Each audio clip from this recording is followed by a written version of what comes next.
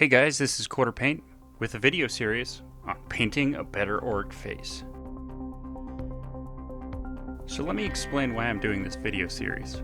I think the face on an orc is really important. We as human beings find faces super compelling. We are just naturally drawn to them with our eyes. So for me, to get a good looking orc model requires you to have a good looking orc face. In this first video of the series, we're going to focus on highlighting and accentuating an orc face, making sure that we're really putting the focus on the important parts. So let's talk about highlighting and accentuating an orc face. As miniature painters, we're concerned with placing the light and shadows in the correct spots to really accentuate parts of our miniature, create contrast and a lot of visual interest. Okay, so here we have a simplified orc face. And as you can see, I've already put a little bit of paint on there, but I'm going to draw over it and really show you the important parts. So each item that I mark in green is really where my focus goes and are parts of the orc face that I really try to accentuate. So that really means the hard parts of the face. So that includes the brows, the really protruding cheekbones, the tops of the ears, maybe the top ridge of the nose, the protruding folds on the top lip, those are a particular favorite, the top ridge of the bottom lip, and that really protruding jaw. So why did I choose those parts to accentuate, or why do I think those are important? If you've ever taken any art classes that focus on the figure or figure drawing, you'll learn that the hard regions of a body are the things that catch the most light. So that means parts of the body that are made with bone and cartilage, things like ears, nose, eyebrows, jaws, they're hard parts of the body and those are going to catch a lot of light. So in miniature painting, those are the things that I want to exaggerate. Even if it's in a position that it may not be catching as much light, I choose to exaggerate those features to really draw the eye to the face. So before I include some paint footage of me actually highlighting these parts, let's take a look at some still pictures of some finished pieces. Look at the faces and really try to see the points that I'm exaggerating, the points that we talked about just before here, the brows, the tops of the ears, the cheekbones, the tops of the lips. Those are the points that are going to draw a lot of visual interest on the faces.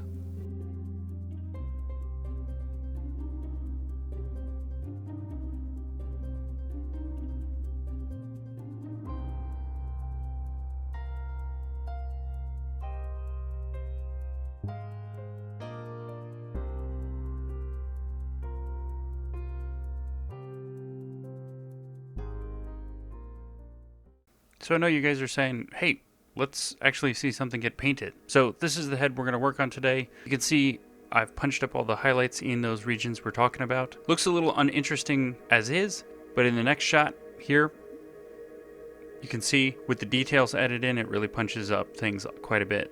And I will be covering all those extra details in each of the future videos.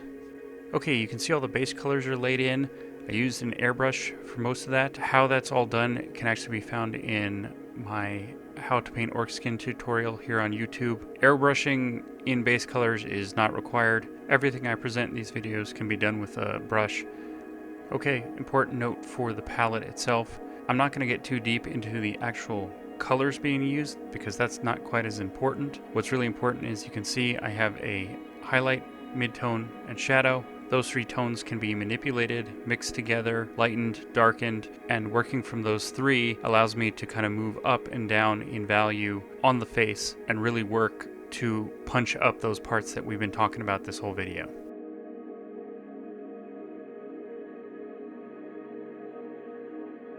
Okay, you can see I'm starting with the mid-tone and working it onto the surfaces we were discussing in this video. You can see that the airbrushing is acting more as a guide and not something that I have to always preserve. I'll push the paint around so that I'm really accentuating the parts that I want to. I'm also keeping the paint relatively thin. You can see that from the palette and as it applies to the miniature. So I'm creating kind of softer transitions up to the brightest brights and the darkest darks.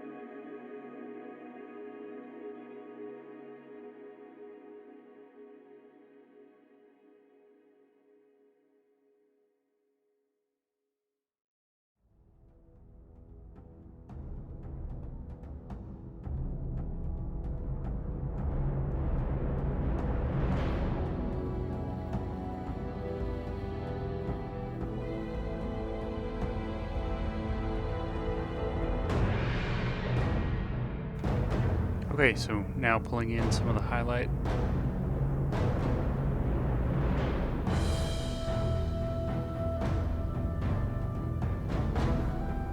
I don't mean to sound like a broken record, but you just watch for where the color gets placed.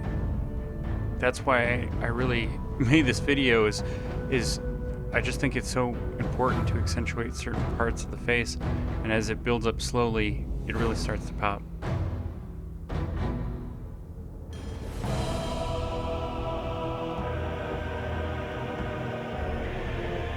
And also don't be afraid to really punch up some of those highlights. You can see I'm almost working to a near white sometimes on these light-skinned orcs.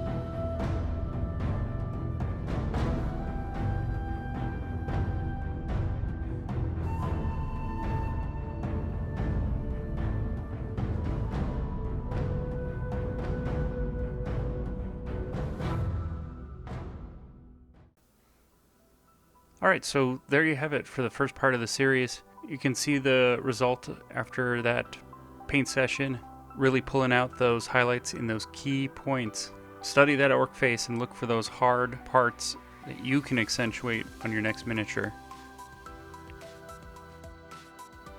As for the next installment in the series, we're going to do a little deeper dive on orc eyes. I also want everyone to know that don't have access to an airbrush or don't like using it, that the last installment is going to be a paint session of this miniature head, which was painted from start to finish all with brush. And it's going to use all the techniques that I covered in all of these subsequent videos, so you can kind of see it all happen from start to finish. If you haven't already, like the video, subscribe, and comment and let me know if you learned something. Thanks, folks.